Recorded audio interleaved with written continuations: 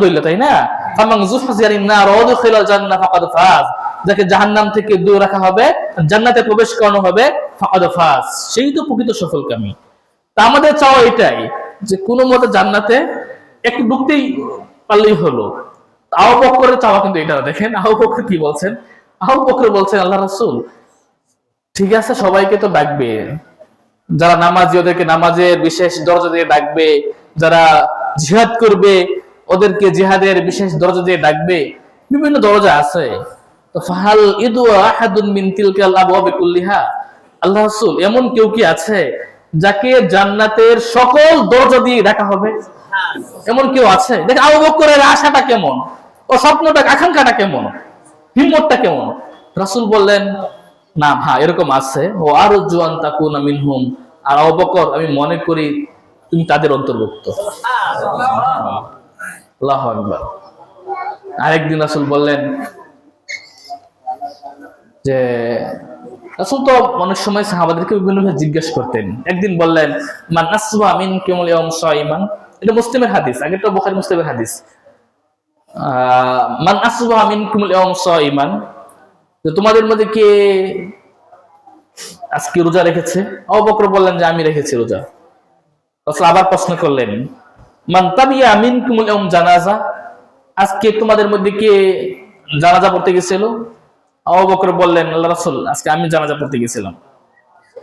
রাসূল আবার বললেন মান আতআমা মিনকুমুল ইয়াউম মিসকিনান, আজকে তোমাদের মধ্যে কি মিসকিনকে খাবার খাওয়াছে? আবু বকর বললেন আল্লাহ রাসূল আমি খাবার খাওয়াচ্ছি। রাসূল আবার বললেন মান আতআমা মিনকুমুল মিসকিনান, তোমাদের মান আদা মিনকুমুল ইয়াউম মারিদান, আজকে তোমাদের মধ্যে এমন কেউ আছে যে কোনো রোগীকে দেখতে গিয়েছিল? আবু বকর বললেন আল্লাহ রাসূল আমি আছি। তারপর রাসূল বললেন মাজতামাআত ফিমরিন ইল্লা দাখালাল জান্নাহ, এই চারটি গুণ, এই চারটি আমল যদি কোনো ব্যক্তি একদিনে করে থাকে তাহলে সে জান্নাতে প্রবেশ করবে। সুবহানাল্লাহ। এছাড়া আবু বকরের কত মানাকিব, আমি ওদিকে যাচ্ছি না। এই আবু বকর রাসূলকে বললেন আল্লাহ রাসূল আপনি আমাকে একটা দোয়া শিক্ষা দেন যে দোয়াটা আমি নামাজে পড়তে পারি। তখন রাসূল আবু বকরকে শিক্ষা দিলেন, এই দোয়াটা আপনারা সবাই পারেন, আল্লাহুম্মা ইন্নী যালামতু নাফসি যুলমান কাসীরা ওয়া লা ইয়াগফিরু যুনুবা ইল্লা আনতা, এই দোয়াটা শিক্ষা দিলেন। ফাগফিরলি মাগফিরাতুম মিন ইনদিকা ওয়ারহামনি ইন্নাকা আনতাল গাফুরুর রহিম। তো রাসূল আবু বকরকে কি ইস্তেগফার শিক্ষা দিলেন। ইস্তেগফার, এটা হচ্ছে ইস্তেগফার, যে আমি জুলুম করেছি, আমি অবিচার করেছি, যালামতু যুলমান কাসীরা ওয়া লা ইয়াগফিরু যুনুবা ইল্লা আনতা, আর আপনি ছাড়া পাপ ক্ষমা করে কেউ নাই। আমি আপনি আল্লাহকে আমরা অনেক সময় বলতে পারি আমি এবং আপনার ছাড়া আল্লাহ অনেক বান্দা আছে যে আল্লাহকে ডাকে, কিন্তু পাপ ক্ষমা করার জন্য আল্লাহ ছাড়া আমাদের আর কেউ নেই। ওমর রাদিয়াল্লাহু আনহু, যে বলা হয়তো ওমর রাদিয়াল্লাহু আনহুকে লাউ কানা বা'দি নাবিয়্যুন লাকানা ওমর, আমার পরে কেউ নবী হলে সে ওমরই হতো, তাই না? এমনকি ওমর যে রাস্তা দিয়ে হাঁটতো শয়তান সেই রাস্তা দিয়ে যেত না। ওমর রাদিয়াল্লাহু আনহু বললেন রাসূল আপনি আমার জন্য ইস্তেগফার করেন, আপনি আমার জন্য ইস্তেগফার করেন।